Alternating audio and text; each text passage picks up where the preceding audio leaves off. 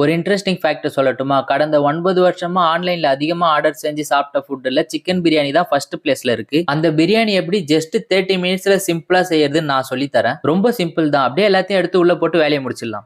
என்னங்க எனக்கு ஒண்ணுமே புரியல. அதுதானப்பா எனக்கும் புரியல. சரி வாங்க சிம்பிளா சொல்லிடுறேன், நோட் பண்ணிக்கோங்க. பிரியாணிக்கு தேவையான பொருள்லாம் பக்கத்திலேயே முன்னாடியே ரெடி பண்ணி வச்சுக்கலாம். ஃபர்ஸ்ட் குக்கரோட பேஸ் லெவல்ல எண்ணெய் ஊத்திட்டு பிரியாணிக்கு தேவையான பட்டையெல்லாம் உள்ள போட்டுடலாம். அடுத்து புதினாவை கொஞ்சமா உள்ள போட்டு அது காயறதுக்குள்ள ஆனியனும் உள்ள சேர்த்து நல்லா மிக்ஸ் பண்ணிட்டு கூட கொஞ்சமா சால்ட் உப்பும் போட்டுக்கலாம். அப்படியே அது வதங்கி லைட் பிரவுனா வர டைம்ல தக்காளியும் பச்சை மிளகாயும் உள்ள சேர்த்து நல்லா மிக்ஸ் பண்ணிக்கலாம். கூடவே பிரியாணி மசாலாவை போட்டு நல்லா மிக்ஸ் பண்ணிட்டு கொஞ்சமா தயிர் ஆட் பண்ணிக்கலாம். தயிர் எதுக்கு ஆட் பண்றோம்னா ரைஸ் ஒன்னோட ஒன்னு ஒட்டாம இருக்கிறதுக்கும் அடிப்பிடிக்காம இருக்கிறதுக்கும் தான் ஆட் பண்றோம். அப்படியே மசாலாலாம் தடவி பக்காவா ரெடி பண்ணி வச்ச சிக்கன் பீஸ் எல்லாத்தையும் உள்ள போட்டுடலாம். அப்படியே எல்லாத்தையும் நல்லா மிக்ஸ் பண்ணிட்டு கறி வேகிறதுக்கு 3 to 5 மினிட்ஸ் மூடியை லாக் பண்ணாம சும்மா க்ளோஸ் பண்ணி வச்சுக்கலாம். அப்புறம் மூடியை ஓபன் பண்ணா அந்த ஸ்மெல்லிலேயே நான் சாட்டிஸ்ஃபைட் ஆயிட்டேங்க. அப்புறம் தண்ணி ஊத்திடலாம். கொஞ்ச நேரம் லைட்டா சூடானதும் டேஸ்ட் பண்ணி பார்த்தேன், ஓகேவா இருந்துச்சு. தண்ணி நல்லா சூடாகி கொதிச்சு வந்ததுக்கு அப்புறம் ரைஸ் ஆட் பண்ணிக்கலாம். ரைஸ் எந்த அளவுக்கு எடுக்கிறோமோ அதை விட டபுள் மடங்கு தண்ணி இருக்கணும். 1:2 ரேஷியோ மெயின்டைன் பண்ணிக்கோங்க. என்னதான் பிரியாணி ரொம்ப ஃபேமஸான ஃபுட்டா இருந்தாலும் பிரியாணி வேணும்னா கூட கொஞ்ச நேரத்துல செஞ்சிடலாம். ஆனா பழைய சோறு வேணும்னா ஒரு நாள் வெயிட் பண்ணி தாங்க ஆகணும். கரெக்ட் தானே? எல்லாமே பக்காவா பண்ணிட்டோம். மூடியை க்ளோஸ் பண்ணிட்டு போய் குளிச்சுட்டு வரலாம். அதுக்குள்ள பிரியாணி ரெடி ஆகிறதுக்கும் கரெக்டா இருக்கும். நம்ம எக்ஸ்பெக்ட் பண்ணதை விடவே பிரியாணி சூப்பரா வந்துச்சு. எனக்கு பிரியாணி செய்யறதுக்கு தங்கச்சி சொல்லி கொடுத்தாங்க. அன்னைக்கு வீட்டுல இருக்கிறவங்களுக்கு உடம்பு சரியில்லைன்றதுனால நானே பிரியாணி பண்ணேன். சிம்பிளா சொல்லணும்னா பணம் இருக்கிறவங்க உணவுல ருசியை தேடுறாங்க, பணம் இல்லாதவங்க பசியில உணவு தேடுறாங்க. நீங்களும் சாப்பிடுங்க. பிரியாணியும் நண்டு கால் தொக்கும் செஞ்சிருந்தேன். ரெண்டுமே சூப்பரா இருந்துச்சு. நெக்ஸ்ட் வீடியோல பார்க்கலாம். Stay tuned.